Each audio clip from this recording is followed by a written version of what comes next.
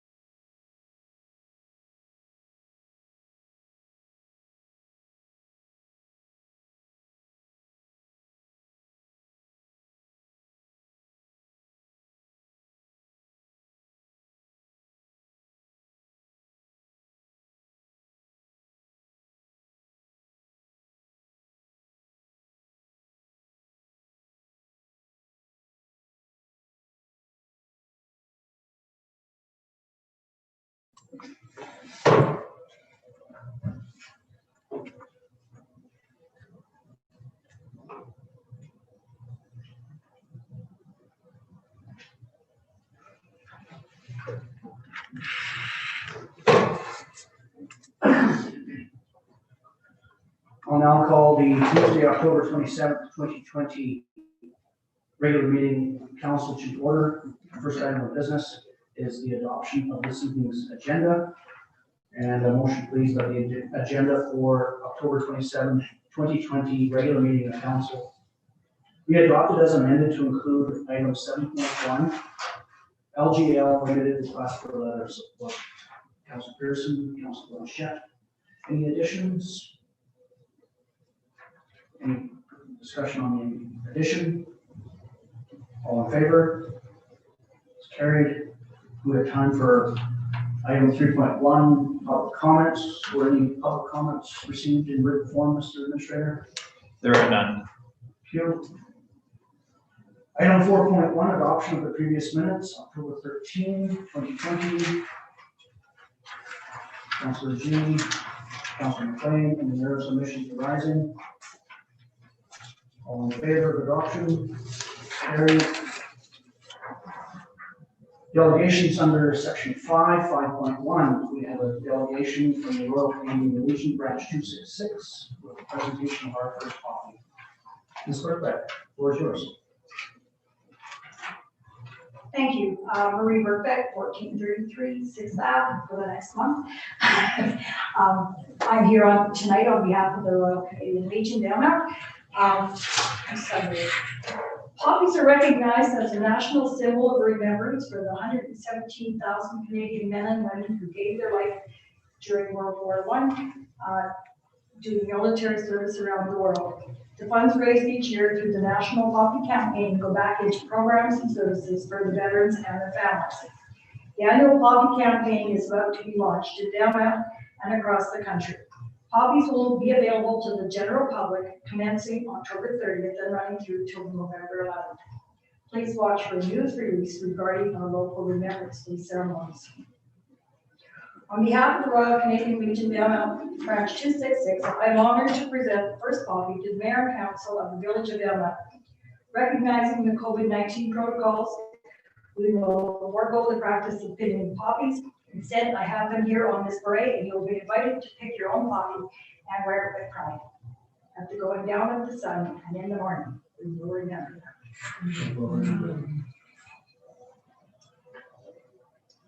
And so.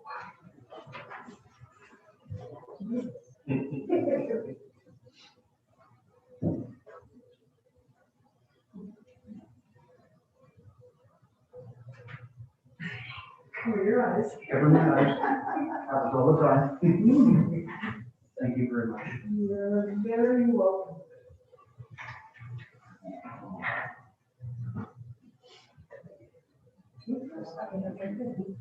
Oh, thank you. I'll go this way.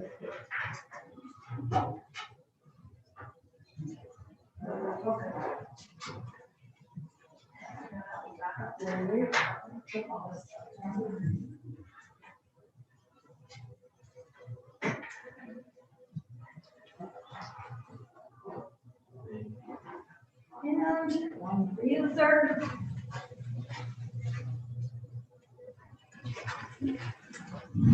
And Yeah, we're just around the back. okay, Just in the front here, Marie? you bet.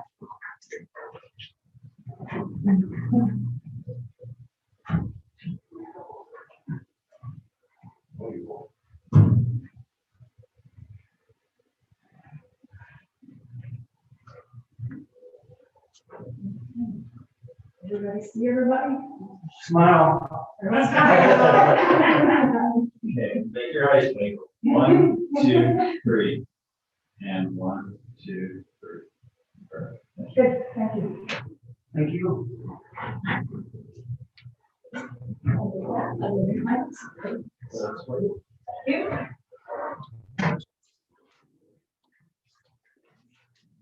Motion please to receive the delegation. Councilor Pearson, Councilor McLean, are there any questions, comments for the delegation before you go, Marie? Oh, sorry. Thank you. Thank you. You're very welcome. Thank you so much. That's cool. Thanks a lot. All in favor of receipt? Item 5.2, we have a second delegation from Fuller Development Services regarding the proposed housing and childcare development at 1451 Fifth Avenue. Electronically.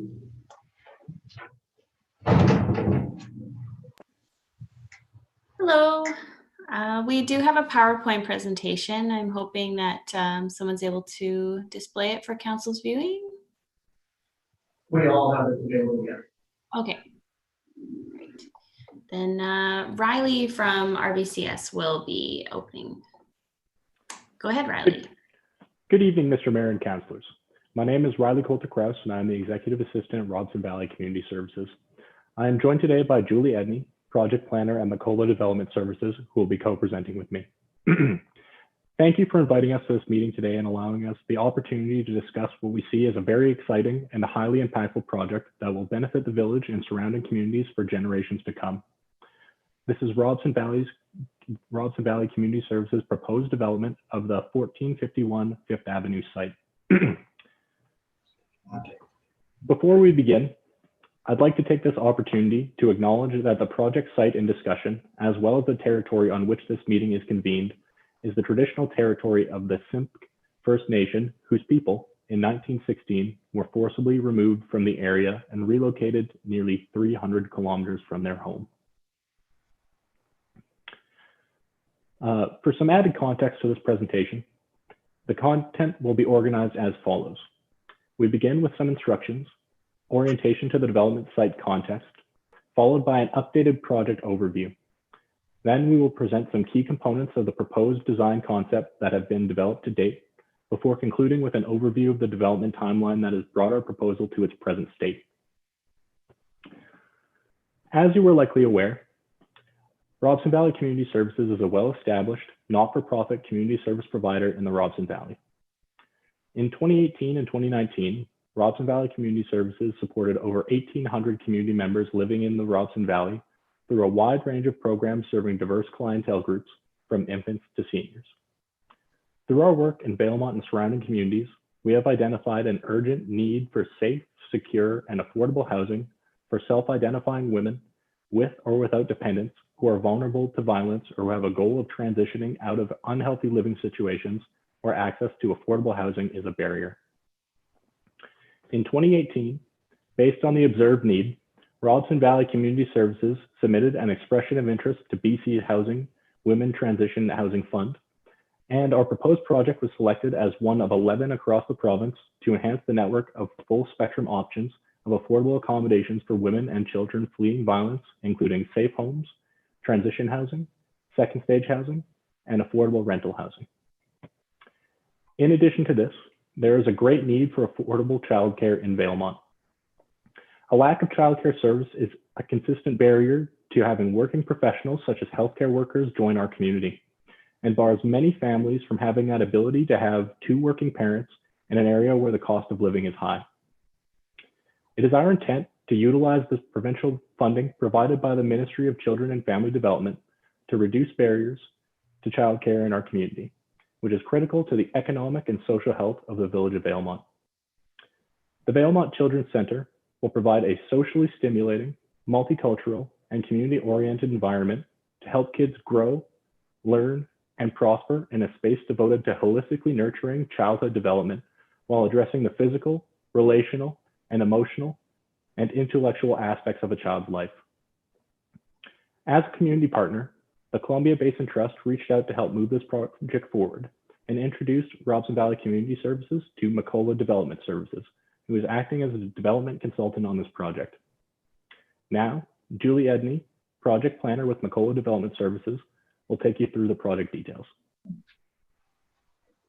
Thank you, Riley. So the site we're discussing today is village owned and was identified for RBCS's proposed use after the society approached the village for a land donation to support the construction of a mixed use affordable housing development for women and children. At that time, the proposed development did include a childcare facility on the ground floor, though it was later removed and then added back in. When proposed, the preferred site features highlighted included the lot's close proximity to local amenities, such as the health clinic and the RCMP detachment office next door, as well as the existence of site servicing.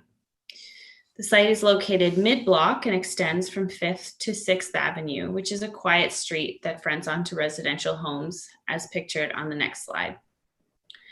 The site was recently rezoned from C4 Highway Tourist Commercial to R5 High Density Residential to support a multifamily housing and office use on site. And moving to the next slide, the site's OCP designation was also recently amended to MF Multiple Family Residential to align with the new zoning. And now, following a delayed award of provincial funding, we are now proposing to rezone the site once more to include daycare as a site-specific permitted use in order to support the provision of much-needed childcare programming on the ground floor of the proposed building. As mentioned, the development proposal for this site now includes a childcare component on the ground floor to be located below 14 units of affordable rental housing, for a total of 3 stories. This development will be designed to offer safe, affordable housing, as well as wraparound supports for women and children at risk of or affected by violence. And the provision of on-site childcare will benefit tenant families, as well as the wider Valemont and area community, which is experiencing a severe shortage of licensed childcare spaces. Though included as a part of the initial development proposal, after consulting with BC Housing, the development team made the decision to remove the childcare use from the July 2020 rezoning application in order to avoid complicating the housing proposal for the potential childcare facility that seemed increasingly unlikely to materialize at the time, given the 7-month delay in funding response from MCFD.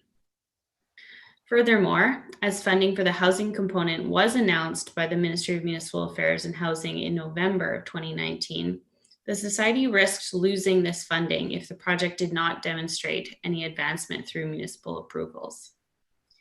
Incidentally, shortly after the recent approval of the site rezoning, the development team was surprised to hear from the Ministry of Children and Family Development that the project had indeed secured full funding to construct the childcare center, to be called the Valemont Children's Center. This was very welcome news, as it also meant that previously committed funds associated with the childcare offered by Columbia Basin Trust will remain tied to the project and provide valuable support for the initiation of the build. So moving on to the design, to summarize what uses will be contained within the building and supported by the building design, here's an overview of the key design components we have in mind for this project, broken down by building level. On the ground floor, we'll have offices, which will be able to support the residential component, providing the wraparound support services I mentioned. We'll have storage, washrooms, separate entrances for the daycare component and the residential component. There will be surface parking on the outside, so 12 stalls in total. And the Valemont Children's Center itself will be located on the ground floor, including playrooms, nap rooms, a kitchen, offices, storage, and then an outdoor play area outside that will be fully fenced in. On the second and third floors will be the residential units, 14 units in total, and a mix of studio, 1 and 2 bedroom layouts. These units will be accessible via a secured elevator and a stairwell. On the next slide, you'll see a draft site plan, which has been spliced in half for ease of display in a PowerPoint format. And it demonstrates a concept of what the ground floor of the building could look like, accommodating the office and childcare uses on the ground floor, with a securely fenced in play area, as well as surface parking on the south end of the site. This is a concept design only and is subject to change as we progress towards a development permit application. On the next slide, you see some context images. These are photos of 2 recently built mixed-use childcare centers to give you an idea of what the Valemont Children's Center building could look like once completed. Finally, we've provided a timeline breakdown for you of the project's history to date. It started with a successful expression of interest application to BC Housing's Building BC Women's Transition Housing Fund, which was then followed up with an application to MCFD's New Spaces Fund, with the Village of Vailmont's support as a public sector partner.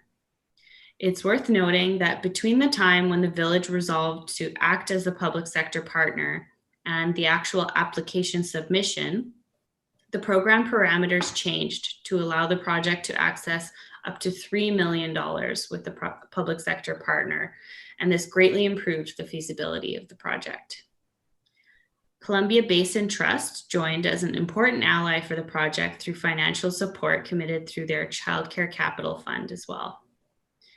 In July of 2020, after delaying the rezoning of the site for more than 6 months while waiting to hear from MCFD, the team needed to proceed with municipal approvals and sought to rezone the property for strictly residential and office uses.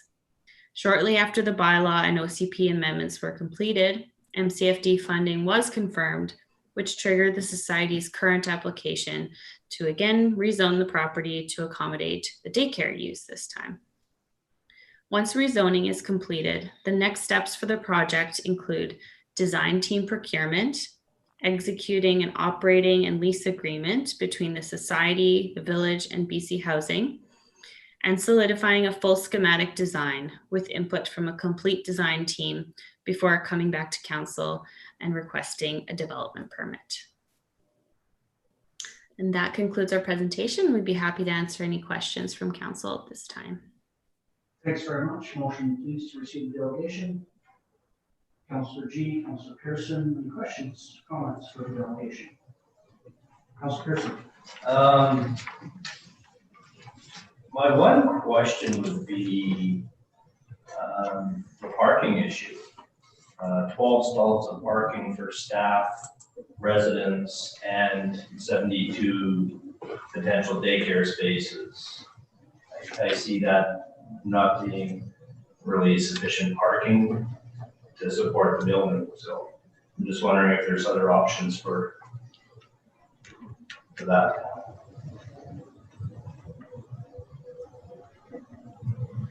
Thank you for the question, Councillor. So we have considered this, and we understand that the uses of the parking stalls will be staggered.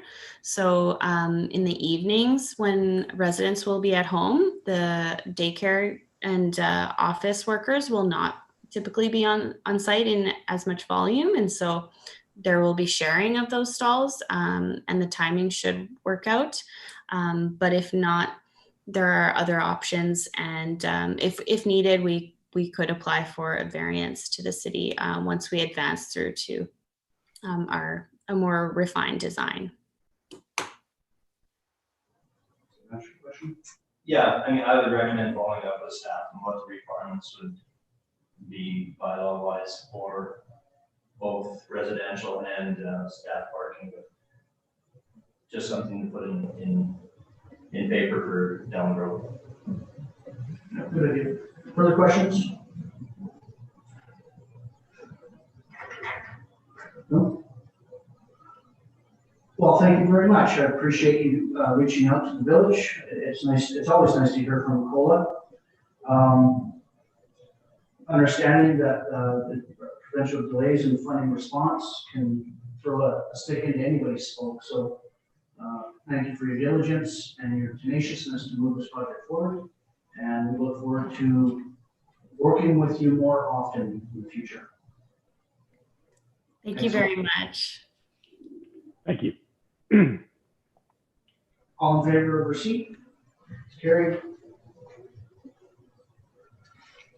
7.1, the correspondence for action on the new business, or for as a new item, a letter of support being provided to LGL Limited in support of their funding application. And I'll just add to this, to the Fish and Wildlife Compensation Fund for a Canoe Valley Wildlife Habitat Enhancement Project. What is Council's wish? Councilor Blanchette, Councilor Pearson, any questions, discussion? Twitch Council Blanchett or? Oh, sorry. All in favor? Carried. Anything in the green file, anyone would like to highlight? Councilor Blanchett? Just the letter to municipalities from Dr. Bonnie Henry about the immunization. Just let people know that that is a possibility, that we could open up some of our larger buildings, but that COVID protocols will be followed. Yeah, absolutely. I've reached out to Northern Health to ensure that they're aware of what facilities we have and to work with administration and council when the time comes. Anything else? Item 9.1, the 2023 quarterly budget report to be received. Councilor Blanchett, Councilor G, any discussion on receipt? All in favor? Carried. 9.2, inspections for existing solid fuel burning appliances, and recommendation here that in keeping with the regional district for Fort George best practice, and to lessen the liability to the village staff to be directed to cease providing inspection for existing solid fuel burning appliances. Councilor Pearson, Councilor G, discussion. Councilor Pearson? Yeah, it's been an interesting turn of events. One really hadn't thought about the liability of doing these inspections and approvals. So I guess we put it on to somebody who has the wet certificate and let them carry it. Let the private sector take it on. Yeah. Any further discussion? All in favor? It's carried. 9.3, Northern Development Grant Writing Support Program. There's recommendation here that staff be directed to the NDIT Grant Writing Support Program for 2021. Councilor Blanchett, Councilor G, discussion. All in favor? It's carried. And 2, that staff be directed to request financial support from the Belmont Community Force for the community grant writer for 2021. Councilor Pearson, Councilor McLean, any discussion? Councilor Blanchett? Just that our grant writer that we have is really fantastic. I work with her quite a bit, and she's fabulous at her job. Also, we appreciate it. Awesome. Further discussion? You'll forward the council's acclamation that Krista rocks. Absolutely. Further discussion? All in favor? Carried. 9.4, liquor and cannabis regulation branch policy directive report be received. Councilor Blanchett, Councilor G, discussion. So the provincial ministerial order extending patio expansion to remain open till October 31st, 2021. All in favor? Carries. Under item, section 10, bylaws and policies, 10.1, the Village of Belmont Municipal Tax Exemption Bylaw number 831 be adopted as presented. Councilor McLean, Councilor Blanchett, any discussion on final adoption? All in favor? It's carried. 10.2, Village of Belmont Council Remuneration Bylaw number 836/2020 be given first and second reading. Councilor Blanchett, Councilor G, discussion. All in favor? Carried. 10.3, Village of Belmont zoning bylaw number 610/2007, amendment bylaw number 835/2020. I'm going to accuse myself as chair. Thank you. Mr. G. As well, we have an employee. Thank you.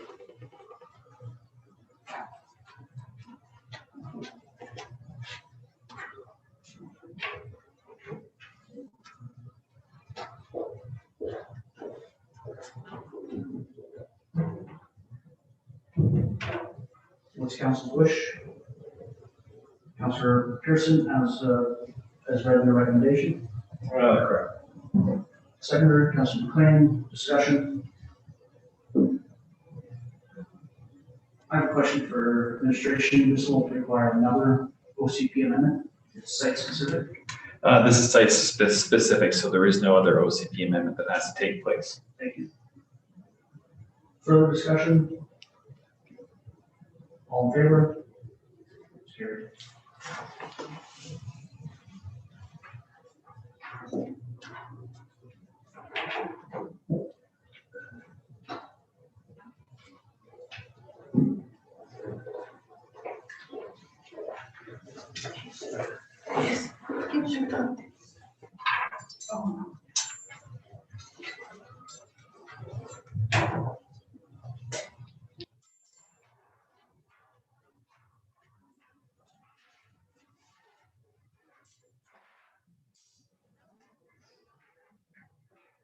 Pass first, second reading. Time now for 11.1, council reports. Councilor G, your feverishly ready. I've had a pretty quiet couple weeks, I don't have any. Thank you. Councilor Blanchett. I have one thing, the 15th was our housing meeting, and I just want to let councils know for information that we discussed preparing a business plan for the housing coordinator position. So that'll be coming to us at some point. There's been a lot of discussion about this position, and just keep in mind that housing is critical in our community, and this position needs to be done full-time, not on office limits test. So we're trying to figure out how this would look and more to follow. This is from the Committee of Council Housing. Yes. Fair enough. Got a question for the Councilor McVeigh? Councilor Reed? Yeah.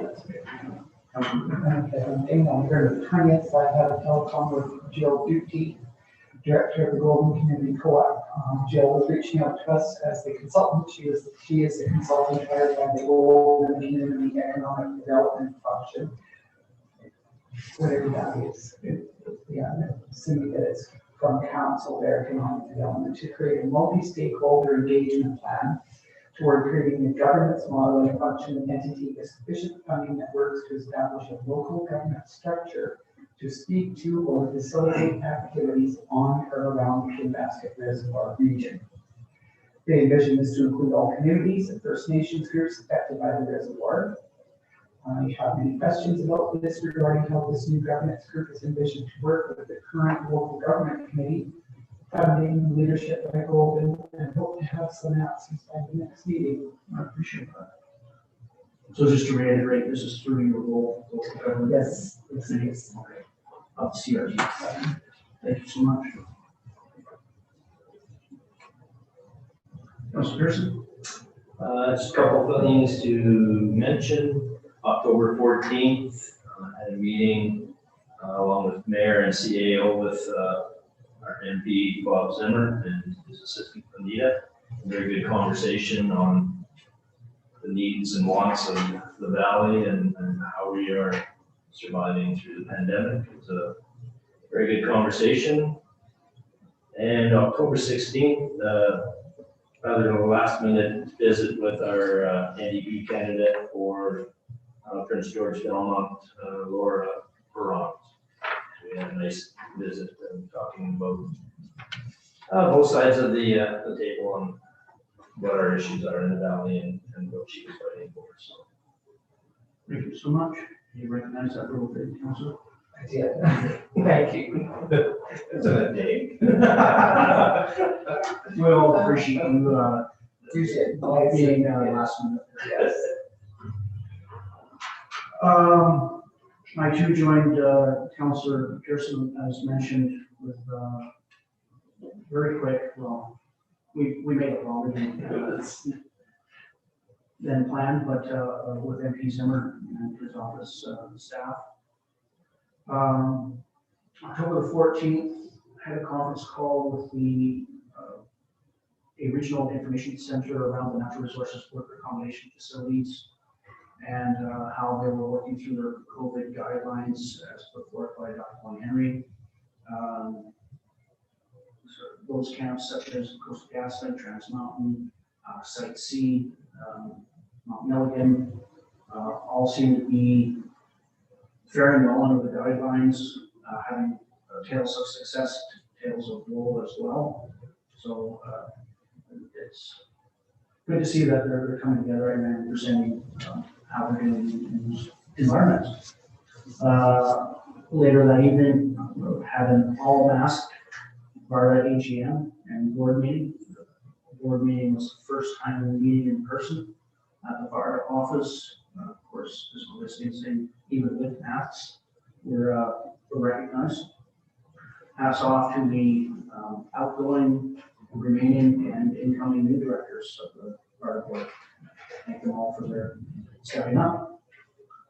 October 15th, continuation in week 2 for the my ethical residence civic leadership course. And then later that day, Regional District Facebook Village Board meeting. October 20, Joe had a briefing with our emergency services.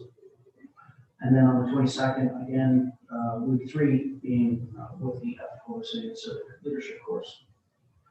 I had an interview on October 26th with Tanex. Tanex is the contractor that was awarded the contract to do the regional district connectivity study. And so the representative from there wanted an idea of some of the wins and losses that we're having with connectivity here in the Belmont area. Today, had this morning, RCMP Belmont external review with the Staff Sergeant Rick Coop from Division E Coast. I guess long overdue for this area. Typically they have an external review every 5-6 years, and it had been closer to 10 to 15 for this area. That's either saying we're doing okay or look, hopefully it's the former. And then again, we briefing with the emergency services in the early afternoon. Following right after that, a Kinbasket Debris Management Joint Committee with members from Golden. Just a quick update. Kinbasket did surcharge this year, and so earlier in the year, that was approved by the Comptroller of Water Rights and thusly increased funding for debris management. And then finally, I just want to say, General Election Day was October 24th, and I want to thank all the candidates for putting their names forward on the ballot. I wish to offer my congratulations to Mr. John Horgan and the BC NDP on the projected win to govern this great province. The Village of Belmont looks forward to working with his government for the next 4 years. To Mr. Andrew Wilkinson, as he has announced he will be stepping down as leader of the BC Liberals, I want to thank him for his years of service to British Columbia. And of course, he will continue his work as MLA-elect in his riding of Vancouver, Cochina. And finally, I can't say it largely or often enough, to our incumbent MLA-elect, Shirley Bond. I say thank you for her decision to seek re-election in this riding of Prince George Belmont. I am, as I'm sure we all are, so proud to work with her and her role with Team Belmont on the reinstatement of the legislature. So my report. Motion to receive. Councilor Pearson, Councilor McLean. Any questions of each other's reports? Comments? Did your heart sink when the RCMP called you? I pressed my machine and went, what? Luckily, mine was in an email. Oh, okay. So So, mine still suck. yeah. Council Blanchett, the housing committee, they're working closely with staff to ensure that how this position will be paid for and more. Yeah, all the T's will be crossed and I's will be dotted when it's brought to council as far as we can think, look at other things that I'm sure we'll get flushed out. Thanks so much. All in favor of receipt? Carried. So we're not proceeding in camera, so I'll ask for a motion to adjourn. Councilor Pearson.